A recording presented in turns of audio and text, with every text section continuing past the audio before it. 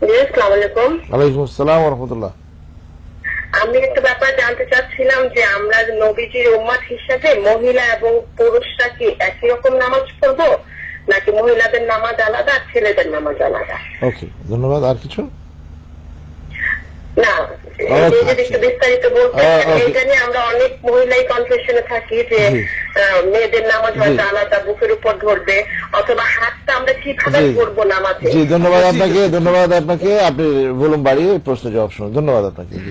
জি, আসলে নবী করিম সাল্লাল্লাহু আলাইহি ওয়াসাল্লাম তিনি তার হাদিসে ইরশাদ করছেন, সল্লু কামা রাআইতুমুনি উসাল্লি, তোমরা সবাই সালাত আদায় করো, নামাজ পড়ো যেমনটি আমাকে সালাত আদায় করতে দেখছো।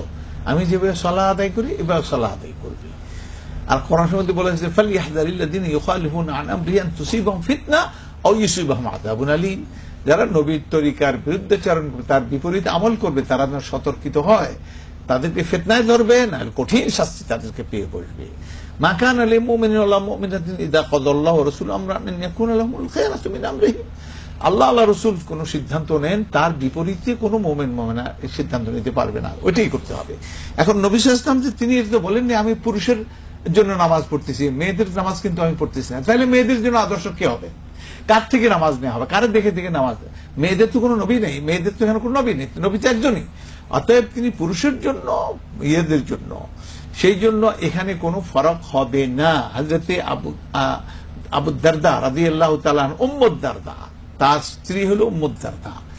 উম্মুদ দারদা সাল্লাত সালাতার রাজুলি ওয়া কানাত ফাকিহা, তিনি পুরুষের নামাজ পড়লেন এবং তিনি ছিলেন ফাকিহা, মানে ফিকাহ বিদ, অর্থাৎ ফিকাহ তিনি জানতেন। মানে পুরুষের নামাজ কি, পুরুষ যেভাবে নামাজ পড়ছে সেভাবে নামাজ পড়িয়ে দেখিয়ে দিলে মেয়েরা এইভাবেই নামাজ পড়বে। কাজে এখানে ফরক নেই। ফরক একটু, সেটা হচ্ছে যে মেয়েরা পর্দা করবে, পুরুষ এত পর্দা লাগে না, তার সমস্ত শরীর আচ্ছন্ন করতে হয়, এগুলি পুরুষের জন্য এটা জরুরি না। আর বুকে হাত বাঁধা, এটা পুরুষের জন্য, এটা নারীর জন্য। বুকে হাত বাঁধার হাদিস তো পুরুষের জন্য। এমনি ভাবে ঠ্যাং ডান দিকে বিছিয়ে দিয়ে বা বাম ইয়েতে বসা, চতুরের উপরে বসা, এটা মানে ইয়েতে বসে পড়ে উপর, হ্যাঁ বসা, এটা এটা যেমন পুরুষের জন্য নারীর জন্য, আলাদা কোনো ব্যাপার না। হাত বিছিয়ে দেয়া না, বুকে হাত বাঁধা, এটা নারী পুরুষ সমানই। কোন জায়গায় এখানে বেশ কম নাই।